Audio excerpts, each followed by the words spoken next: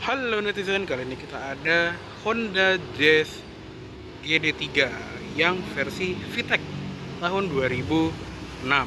Nah, ini adalah Honda Jazz generasi pertama yang dulu juga sempat rame ya di jalanan ibu kota, karena saking ramenya tuh indennya tuh lumayan lama ya waktu itu. Kalau nggak salah bisa sampai 1 tahun. Waktu itu juga Jazz yang awal-awal masuk, kalau nggak salah itu juga masih berbentuk sebagai Honda Fit, yaitu Jazz versi Jepangnya, dan itu dia masih CBU.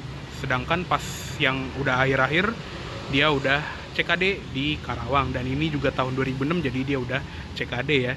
Dan ini juga mobilnya kalau dilihat ini kinclong banget ya, karena mobil ini udah di detailing menggunakan glass. Nah, jadi ini adalah produk water spot remover yang bisa menghilangkan jamur-jamur di bodi. Dan lens ini juga produknya ada banyak, ada quick detailer dan ada buat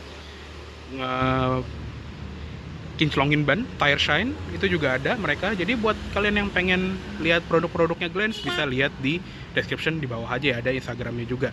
Dan ini juga spesial nih, lokasi tempat gue review ini ada di Monday Morning Coffee. Jadi ini kayak semacam coffee spot atau kedai kopi lah istilahnya, yang ada di Bintaro. Jadi ini lokasinya ada di belakang mall Lotte Bintaro itu. Dia persis di belakangnya. Bisa langsung sini aja ya buat yang pengen ngopi-ngopi ala-ala anak senja. Oke, yuk sekarang kita lihat ke bagian dalamnya aja. Untuk kuncinya dia seperti ini. Jadi dia masih kunci colok, dan alarmnya juga masih model yang terpisah. Dia ada tombol lock dan unlocknya. Ini udah di unlock. Yuk langsung kita masuk aja.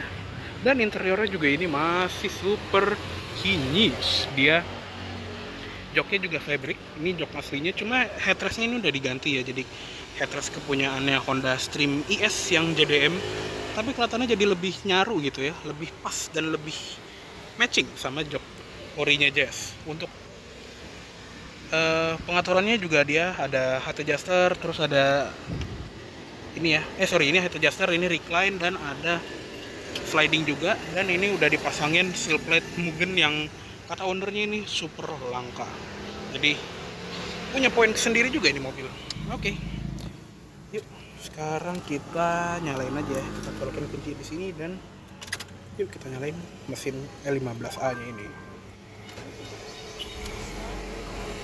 Oke, masih mulus sekali. Oke, yuk kita tutup. Nah, sekarang kita sudah berada di dalam Honda Jazz GD3 ya. Kita mundurin dulu joknya. Oke, seperti biasa kita akan bahas setirnya dulu. Untuk setir juga ini bentuknya lumayan unik ya, karena dia tuh modelnya tuh ya emang dia belum dilapis kulit, tapi dia tuh bahannya karet tapi yang motifnya perforated. Ini lucu banget nih zaman dulu. Dan dia juga pengaturannya itu dia ada di bagian sini ya. Dia tilt tapi belum teleskopik kayak Jazz yang generasi sesudahnya ya. Kalau sesudahnya udah lengkap tuh, udah tilt teleskopik. Dan dia juga ada mode yang unik untuk transmisi yang versi CVT ini ya. Jadi dia di sini ada tombol plus minus. Jadi dia itu bisa dibilang salah satu pencetus mobil dengan manual mode di Indonesia ya, karena dia matic tapi bisa dialihkan secara manual. Dan ada juga mode 7 speed mode-nya di sini. Ini lucu banget sih, zaman dulu tuh belum ngetren kan pedal shift atau kayak mode manual gitu, tapi di Jazz sama versi sedannya si City itu juga ada mode seperti ini untuk yang versi matic-nya ya. Jadi ini spesial sekali. Dan karena ini yang VTEC, dia sudah ada airbag di dashboard sama di setir. Klakson juga ada, dan di belakang setir ini ada tuas lampu, dan di belakang sini juga ada tuas wiper lengkap, wiper belakang juga. Instrumen cluster juga udah model yang Optitron, dan backlightnya itu dia kayak warna orange yang keren juga. Di sebelah kiri ada tachometer sama gear indicator, terus ada speedometer, dan di sebelah kanan ini ada fuel gauge, dan di bagian bawahnya ini ada trip A, trip B, dan odometer udah 165.000 km. Oke, lanjut ke sebelah kanan. Di bagian sini ada ventilasi AC yang ada flap buat buka tutupnya, ada pengaturan spion yang bisa dilipat secara elektrik juga. Dan by the way untuk spionnya sendiri ini udah diganti sama kepunyaannya Honda Fit ya, makanya ini kacanya agak beda nih dia kalau dibuka ya. Dia tuh kacanya agak cenderung kotak, kalau yang versi Jazz itu dia sampai full ya, biar keren aja sih. Dan di door trim ini juga ada panel fabriknya, handle-nya chrome, ada window lock, dan tadi ya power window, auto up down di sisi pengemudi. Di bagian bawah ada door pocket, ada speaker juga, dan di bagian bawah center ini bukan center console, apa namanya nih, di bawah steering column itu juga ada storage yang bisa buat naruh tongtol seperti ini. Untuk pedal dia masih model gantung dan sama pemiliknya udah diganti pedal ala Mugen gitu. Ada footrest di sebelah kiri yang lumayan lebar, dan ada pembuka kap mesin di bagian bawah situ. Lanjut ke atas, dia ada sun visor yang ada part holdernya tapi nggak ada cerminnya, ada grab handle, seat belt ini bisa diatur naik turunnya. Untuk spion tengah ini aslinya udah manual dimming, cuma ini udah dikasih extension. Dan kalau kita lihat ke sini, nah sebetulnya ini unitnya cukup spesial nih karena ownernya udah ganti atap. Jadi satu panel atap sama plafon dan lain-lainnya dengan kepunyaan Honda Fit. Jadi ini ada sunroofnya. Ini keren banget ya. Dan ini berfungsi secara normal. Plafonnya juga ini bisa dibuka. Dan ada mode ventilasinya gitu. Jadi ini ori punya Fit. Dan lengkap dengan map light atau lampu baca yang dari Fit juga, cuma dalamannya udah diganti LED ya karena aslinya halogen. Sun visor yang sebelah kiri ini ada cerminnya, ada grab handle, seatbelt hat adjuster, tadi headrest juga bisa di adjust naik turunnya. Dan kalau kita lihat ke tengah, ini klasik Honda Jazz ya, dia ventilasi AC-nya juga bulat-bulat yang lumayan unik juga di zamannya. Ada tombol hazard di sebelahnya. Terus head unit ini masih originalnya Honda Jazz yang versi Indonesia, jadi ini dari Kenwood aftermarket. Dia serinya DPX atau OPX nih, MP2090U.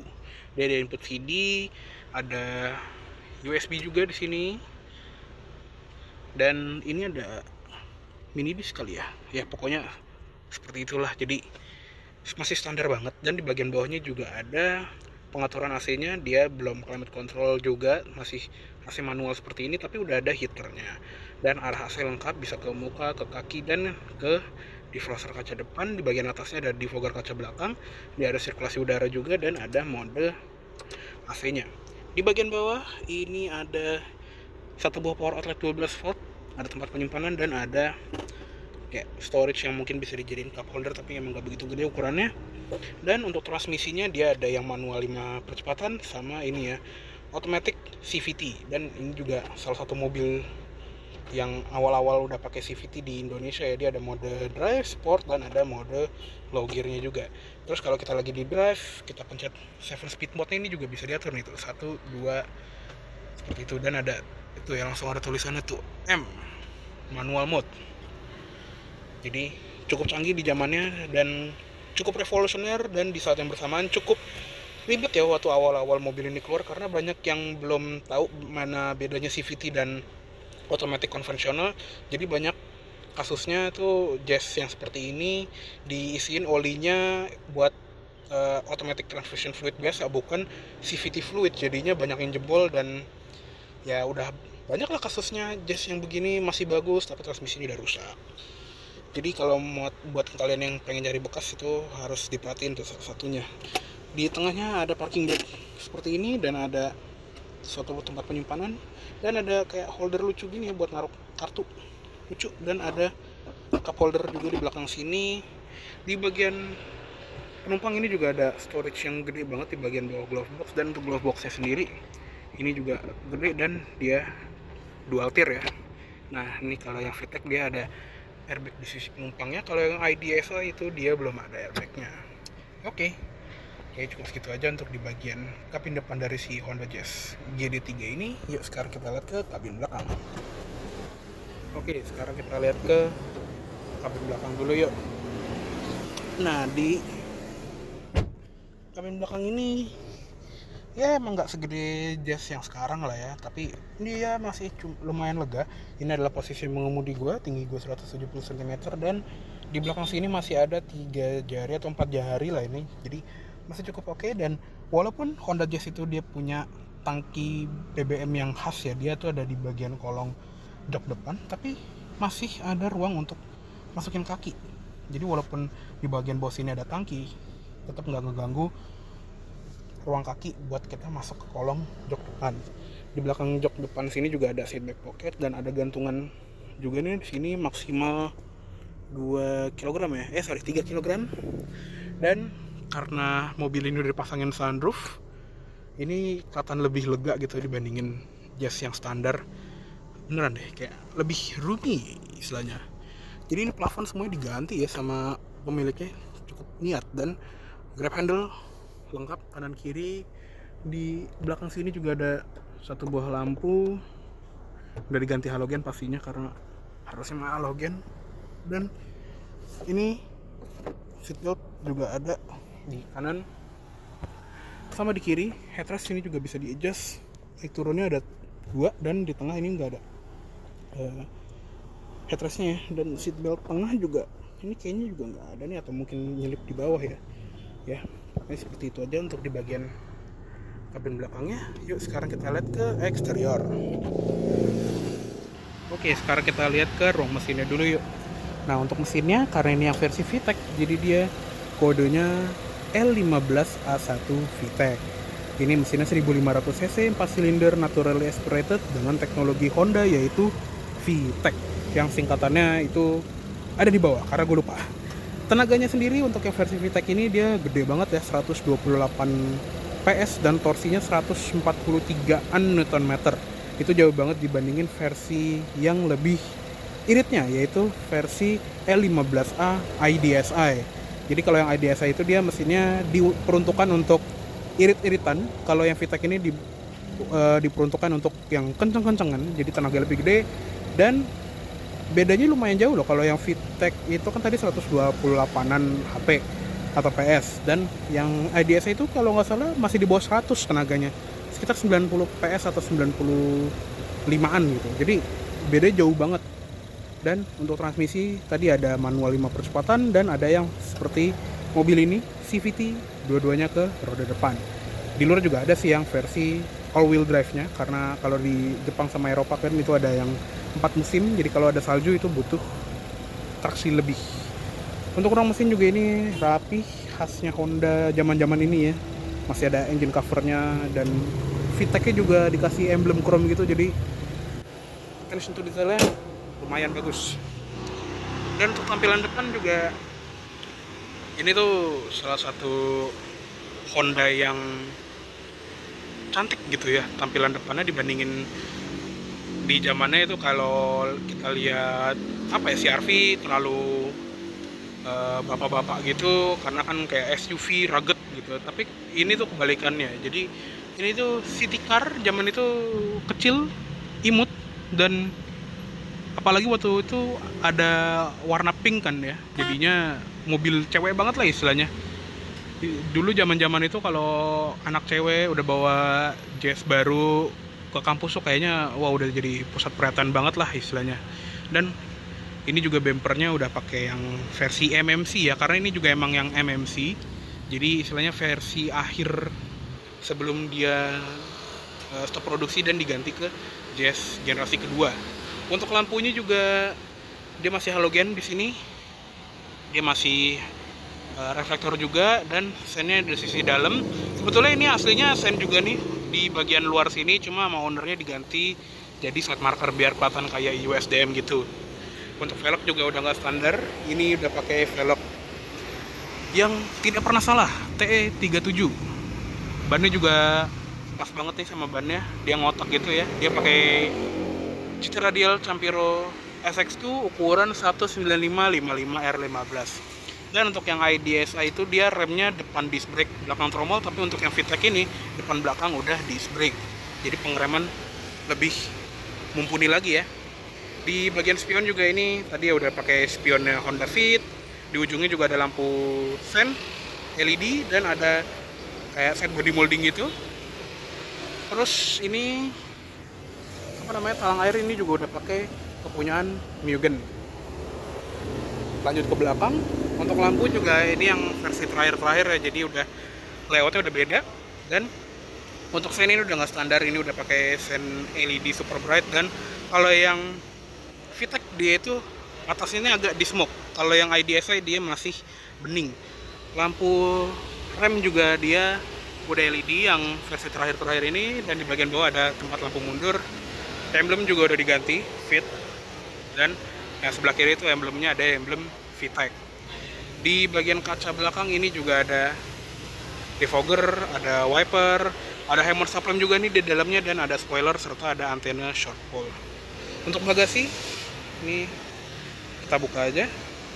Untuk bagasi juga dia lumayan lah, sekitar 380 literan, dan lumayan lah untuk di zamannya, walaupun tidak segede yang generasi kedua ya, tapi ya udahlah, namanya mobil kan makin lama makin gede. Dan ini juga bisa dilipat rata lantai 60-40. Dan khasnya Honda juga dia punya sistem ultra seat atau magic seat ya, yang nanti akan gue peragain ya. Tapi untuk bagasi ini seperti bagasi pada umumnya sih standar, dan ada lampu bagasi, dan di sebelah kanan sini juga ada storage buat penyimpanan pernak-pernik kecil. Di bagian bawah juga ada ban serepnya, cuma ini lagi ada barang-barang ya, jadi harusnya ada ban serepnya di bagian bawah. Nah, untuk ultra seatnya tadi, jadi pinternya Honda itu ya, di Jazz dan sekarang ada di HR-V juga, joknya itu bisa dilipat dengan dua cara. Bisa dilipat rata lantai seperti ini, dan bisa juga diangkat seperti ini. Jadi buat nyimpen barang-barang tinggi kayak pot bunga atau sepeda gitu ya, misalnya kalau ini diangkat semua, itu bisa ditaruh di belakang Honda Jazz ini. Dan ini tinggal turunin aja kalau mau didudukin penumpang. Dan oke, seperti itu aja untuk review dari Honda Jazz VTEC GD3 tahun 2006 kali ini. Mohon maaf apabila ada salah kata-kata dalam penyampaian review. Terima kasih sudah menonton. Sampai jumpa di video selanjutnya.